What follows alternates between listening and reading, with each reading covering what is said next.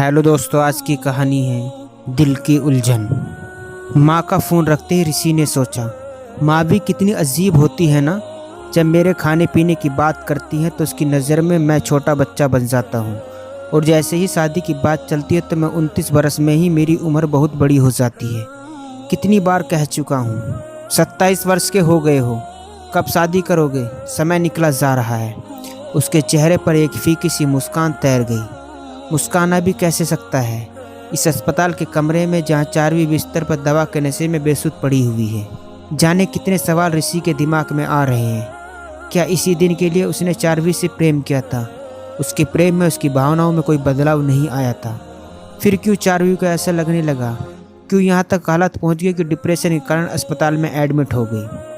उसे आज भी याद है जब 3 साल पहले चारवीं उसके ऑफिस फ्रेशर के रूप में काम करने आई, तो वह 4 साल से वहाँ काम कर रहा था। एक डोर भावनाओं की प्रेम उन दोनों को एक दूसरे की तरफ खींचने लगी। ऋषि तो सीधा शादी करना चाहता था, क्योंकि दोनों के पास नौकरी थी, प्रेम था, उसका मन था वो दोनों शादी कर लें। लेकिन मुंबई में पली बड़ी चारवीं पहले लिव इन में रहकर एक दूसरे को समझना चाहती थी।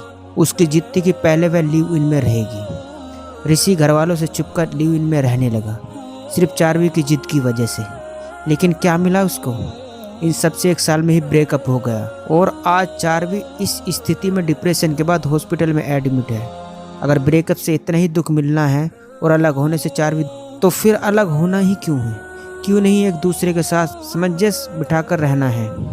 न जाने कितने सवाल ऋषि को दुखी कर रहे हैं। दूर रहकर ऋषि बहुत परेशान था, लेकिन कुछ लोग खुद पर काबू कर लेते हैं, दुखी होते हुए सामान्य जीवन जीते रहते हैं। चारवीं को पता भी नहीं है कि ऋषि उसके साथ उसके कमरे में ही बैठा हुआ है। कैसे छोटी छोटी बातों को समझने के बजाय इतना बड़ा बना दिया था। उसने कुछ दिन तो बहुत अच्छा लगा, शामें बहुत ही रोमानी थी। एक दूसरे का हाथ पकड़कर कॉफ़ी पीना। धीरे धीरे सब शिकायतें शिकवों में गुम होने लगा। पहले सुबह मुझे देखकर गुड मॉर्निंग बोलते समय तुम्हारी आंखों में एक अलग चमक होती थी, अब नहीं होती है।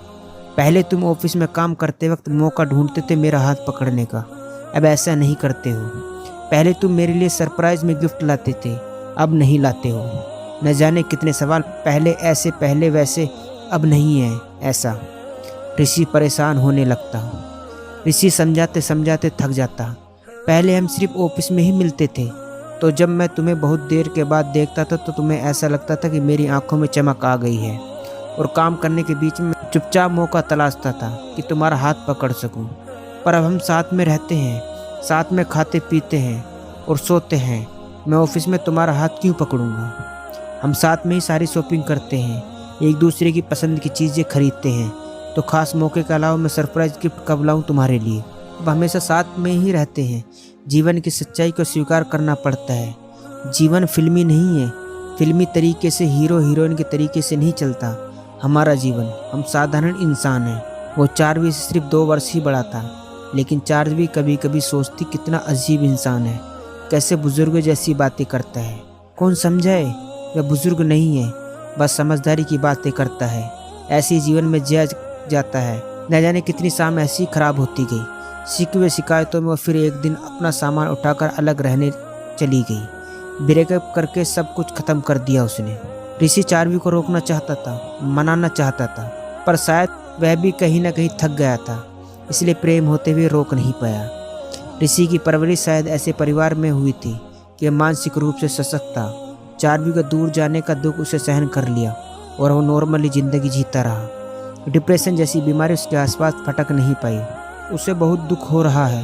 5 महीने में अपनी क्या हालत कर ली है चारवीं ने। एक बार होश आ जाने दो, फिर वो समझाएगा कि वह उसको कितना प्यार करता है, और उससे शादी की बात करेगा। बिस्तर पर कोई हलचल महसूस हुई।